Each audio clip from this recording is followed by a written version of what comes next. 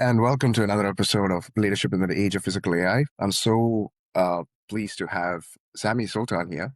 Sami is an old friend.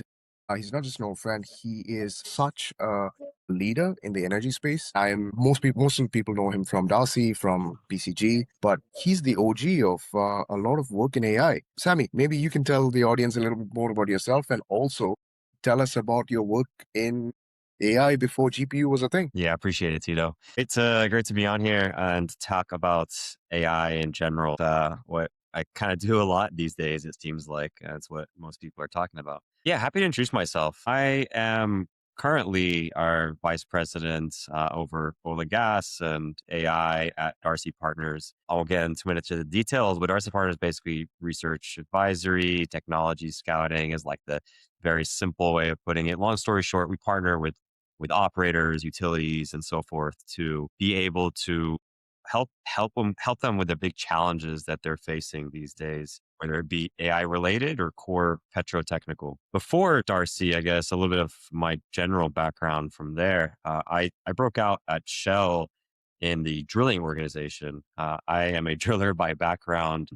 For those that are in the industry, drilling is a very unique part of the business. You get to see a lot. It's very deep in operations, as you know, Tito, right? And you see a lot of what like the core oil and gas industry is all about. And there's so much involved in something like that that you get to see like the hard work that people put in to actually drill a well and see where there's real opportunities to be able to simplify those workflows in many ways, which is why AI is particularly exciting. I was in drilling for quite some time before ultimately going to the rigs and then finally coming back out in Midland, by the way, in West Texas, little town north of Mentone, Texas, out there for, doing a rotational schedule and then kind of coming back and then working with some partners, mutual friends of ours, right? Where we kind of came up with concepts to be able to do what is essentially algorithmic like well navigation. This is back in like 2017,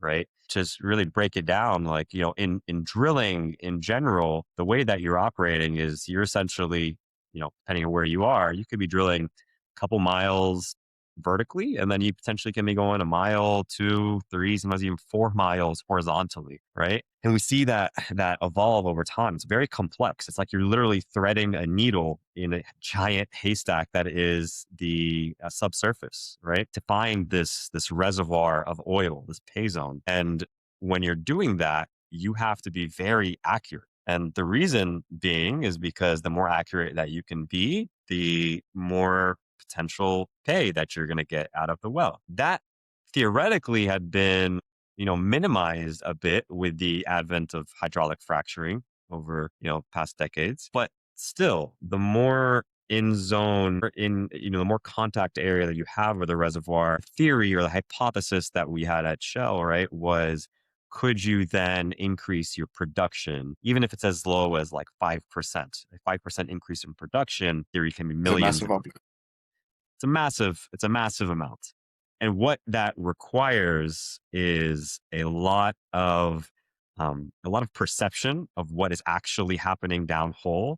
You can go your whole career in the oil and gas industry and never actually know what is happening below the surface. You really won't in most cases. So you have to rely on a lot of sensors. You have to rely on a lot of modeling that you might do, and then you have to really understand what are the physics that are involved with it as well. And I as mean, a that's, yeah, yeah, I go think ahead. that's an interesting point because I don't think a lot of people know. So back in the day, most of these drilling budgets, close to half the capex guidance for some of these big companies. So for a company with hundreds of billions of dollars in budgets, these numbers add up quite quickly. So even a percentage drop is pretty significant, right? Significantly, and especially when you start to add the volume with it as well. If you're drilling 100 wells, in a single campaign in one basin, you're talking about a 5% increase, 10% increase. It doesn't matter, right?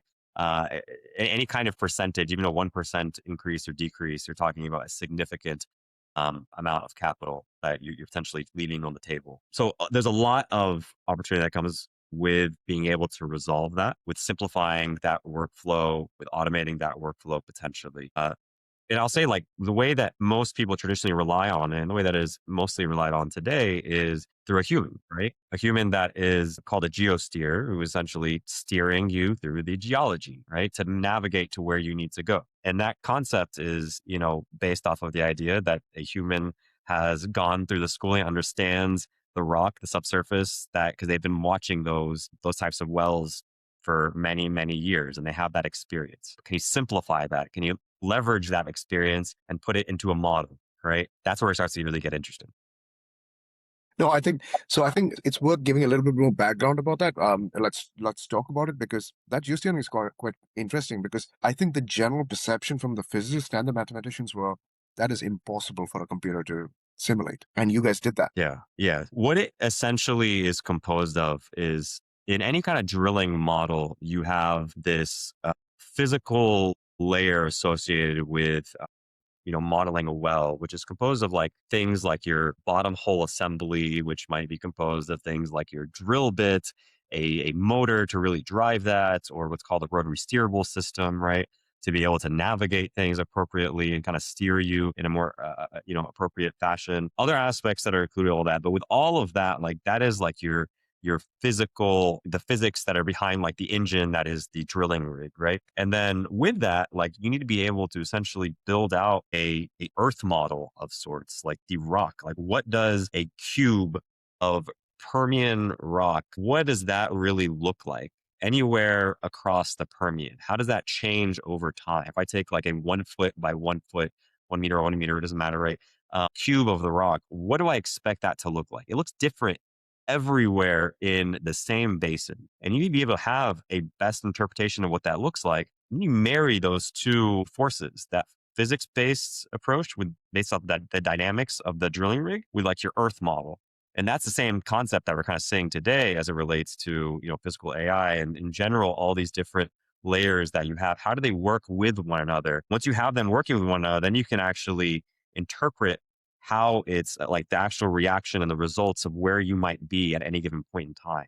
All of that married together. I mean, it's also quite interesting. Also, the telemetry fact of it, right? Like it's almost the same thing as sending a spacecraft up in space. You're receiving 2 to 3 bits per second of data, and you're asking an AI model to actually build up an entire spatial understanding based off of 3 bits of data and a whole lot of noise and bad data from A lot of noise. about the surface. So yeah, I mean, so that makes that whole project quite interesting, and it's fascinating what I've just watching you guys and what you've done with it, and the work that you've done with GPUs before GPUs were a thing. Yeah. I still remember people asking, "What's a GPU?" And now I think every 5-year-old knows what a GPU is. So Yeah. a bit ahead of your time. I still remember there were points where we were looking at getting one of the Lambda systems, $20,000 rig, I think, to be able to run all of this stuff, like basically a souped up lap. I can tell you there were a lot of financial managers going, "What are these guys up to?" We got that one did not go through, unfortunately. But nowadays things are a lot cheaper. But you But can do a harder to lot get with though. that. Harder to Yeah, get though. yeah, you can do a lot with that. I mean, now we end up ultimately having to use AWS and spin up a lot of these GPUs to be able to build out like this perception layer of sorts. Like we were using virtual reality to essentially get, and Unity for that matter, to gamify like what the rock could look like, so that I can put on a headset and theoretically imagine like, okay, this is where the rock is, this is how my bit is interacting with the rock, this is what I interpret the rock to give me, and this is what I expect all of my sensors from like my MWD, which is a measurement while drilling, that's going to give off gamma ray measurements and sensor data. This is what I expect that to be at any given point in time. And you just constantly are adjusting live on the fly based off what you said, trying to denoise things, understand what is actually real, what is just noise. I think it's also worth. Here's an interesting facet, right? I don't think people appreciate the work that you need an AI model to do when there's sparse data, but it's been done before, and I think that's one of the genius of your system. Was back in the day, I think engineers figured out how brakes work, right? So I think no one, no, I don't think anyone gives the ABS, the automatic braking system in a car, the amount of effort, the recognition it deserves, because it's a mastery in mathematics. Yeah, And not to have a closed loop, but an open loop, and exactly. to be so reliable. And that's the same sort of work that you guys have actually done with sparse data, noisy data, inconsistent data to actually train some of these models, right? And I think it's worth exploring that a little bit. I know we've sort of gone off topic a little bit, but that part of your life, that work has been absolutely amazing. A little bit ahead of your time, but I think we can really revive that. Yeah. Look, the way that we approached it, like we drew a lot of inspiration from like Waymo, for example, in the self-driving car industry. And that was ahead of its time when it was, when it was still coming about with everything from like DARPA and everything from that nature, right? And like through the pushing of what's like potentially possible, you start to innovate in these spaces. And I think like drawing from other industries that are doing things in a certain way and being able to bring it into your industry, I think is one of the easiest ways to do that. So like the self-driving cars, like, we were trying to mimic a lot of what they might do. Things like, driving synthetic miles or actually driving real miles on the road and then building up that data for your AI system to be able to actually understand and improve upon. We did the exact same concepts. We had to build like again that earth model and understand, okay, can we synthetically drill hundreds, thousands of wells to be able to really improve upon that? And this is synthetic data that we talked about keenly in 2017, only now hearing about this in more mainstream approaches, but that was like a critical component to it.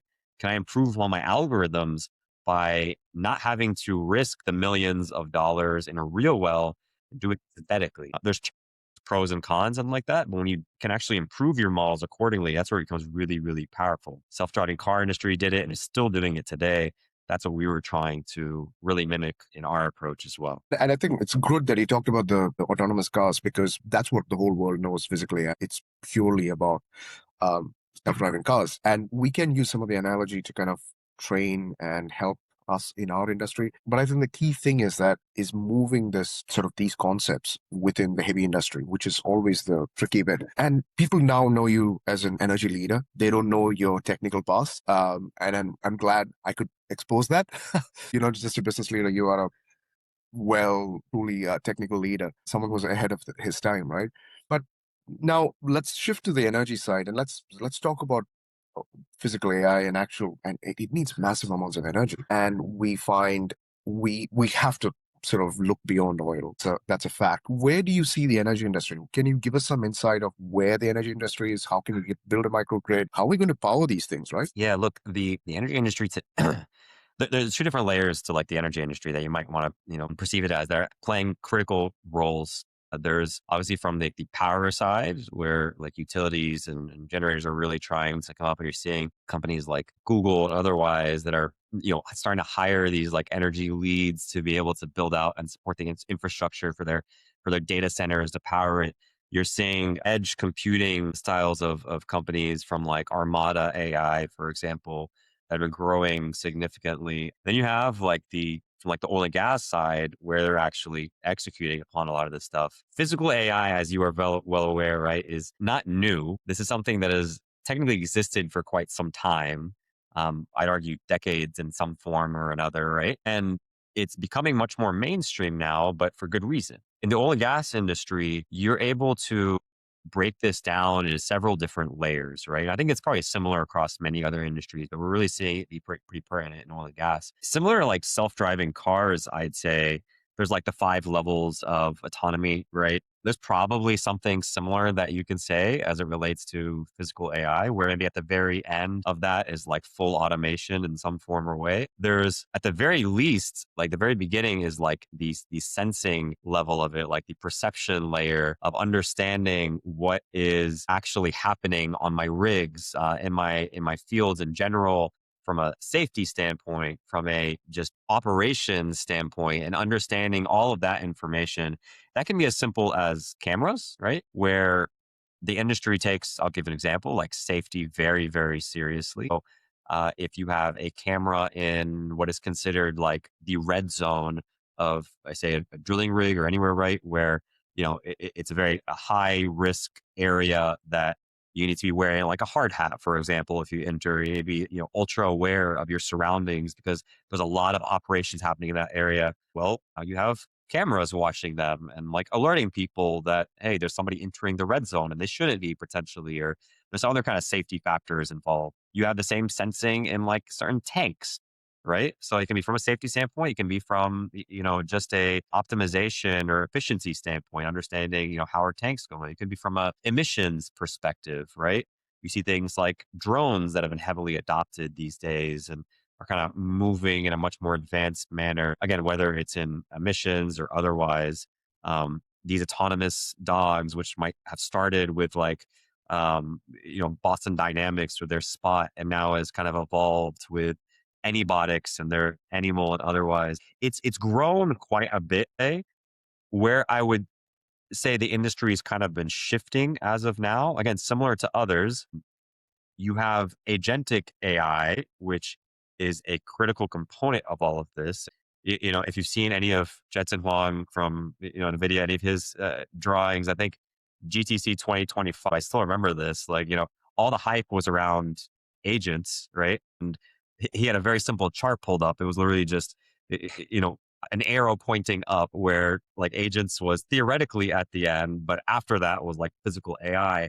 I think you're seeing right now, a lot of these autonomous solutions built out, and now they need like a home basically to actually have them interact with the physical environment. That's where things are starting to really get interesting, I would say, in this industry and obviously in others as well. I mean, that's an amazing segue, right? And that's really the base layer of one of the businesses we're trying to spin out called robotics, which has agentic layer at the bottom and our own proprietary physics agentic model in the middle, and then obviously robotics command and control on the top. And that really, this is our thesis, right? We believe that's the future, right? But again, we come back to this fundamental issue here, which is the problem we're trying to solve is having energy at a fundamental level. So we're talking about distributed energy. Either we're basically looking at massive increases in the traditional energy infrastructure, which we know is not sustainable, number one. Number two, it's going to cost us in terms of climate, in terms of ESG. So that's not really an option to scale up. So talking about microgrids, and can you walk us through what the industry, what the market's like, especially for energy at this moment? And where do you see the energy industry going to actually fulfill the needs of the physical AI industry that is going to bloom? There's no debate about that, right? Yeah. Look, I mean, I'm my background is primarily in oil and gas. I won't get into the specifics of like the power side in many ways. But what I will say is, across the board, you're saying regardless, like energy is an essential commodity that people need to have in their lives. It'll always continue to grow, especially as the demand of oil and AI in general grows to power every other industry. So this demand will never cease to exist, which is why you see things like distributed energy resources that become really popular these days. And as you see, more and more utilities start to uncover the opportunities that they can build and get creative with how they're building these systems in place. So it gets really, really powerful, and they start to see all these different creative approaches to it. You obviously have like the capital component of it, where there's companies like Crusoe, for example, that has kind of shifted their whole thesis in many ways. They might not say that it is a shift, but I think it's a pretty substantial shift in how they're approaching things, where they're like leveraging a lot of what's happening in oil and gas as turning it essentially into like data center of sorts. And the more that you can distribute this energy creation and build, I think becomes more and more popular. These sources of energy that previously weren't valuable enough, I would say, to actually tap into, starts to become really, really interesting. Obviously, there's the build out of these new data centers that needs to be involved. There's a lot that goes involved there, and there's a reason why certain locations are more popular than others. But similar to oil and gas, I'd say, where you start to get into deeper, harder reservoirs that are more difficult to actually tap into, the same is existing in the power side. Capital markets start to indicate that it is warranted to get involved in these tougher, more expensive types of approaches. They're going to start, like, the money is going to dictate where they're actually going to explore, whether it's in the, critical reservoirs that are do a lot of hydraulic fracturing, or maybe it's ultra deep water, or whether it's in the power side where you're really starting to get creative with some of these DERMS types of projects. No, that's quite interesting. Especially, I mean, we will see a revamp of the traditional oil and gas models, right? We're definitely seeing things like a lot of the older projects actually come back online because obviously they're powering up big data centers for traditional AI, and I think everyone's pretty okay with that. So there's kind of like two shifts, right? So you have a base load that the new AI industry is going to bring in, uh, from traditional. So, and you find traditional companies, for example, like BP, getting massive deals to use gas or crude at source to power these data centers. But you are also finding this shift where we're finding more and more distributed data centers. And that's going to become an even bigger thing once we have physical AI in full swing. And powering them, cooling them, so moving around huge amounts of liquid, which is something that the oil and gas industry is really good at. Yeah.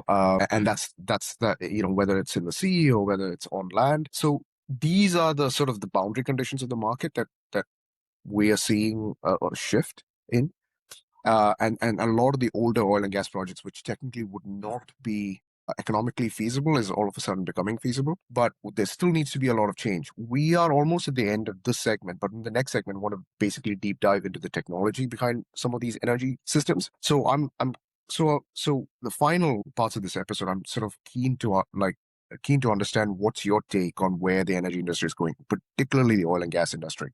Do you see a future for it? Do you think that oil and gas is going to supply this AI boom? You mean from From your perspective, from your opinion, yeah. yeah, look, I think the adoption of AI as a whole will continue to rise. And I think there's going to be the appetite will continue to grow across all aspects of it. You're going to see people's AI maturity start to rise as well. And that's where, aspects of like physical AI are really starting to become more and more prominent amongst people. And when you just see the just slew of options that are available to people these days, especially in an operations type of environment, you start to see a lot of innovation form, right? Both in the actual like execution, leveraging these, but also in the like you mentioned, like in the supply aspect of it as well. Companies like Renewal, who are using actually a former Shell colleague who are using like repurposing old wells for like energy storage, for example. A lot of its innovation will continue to rise as you see the demand for AI continue to rise as well. Right. Well, Sammy, thank you so much for this episode. We're going to come back. We'll have you back on the next one. And we're going to deep dive into the tech that's needed going forward. But it's been a pleasure having you on board. And yeah, really good chat. Appreciate it, Tito. Likewise. Thank you.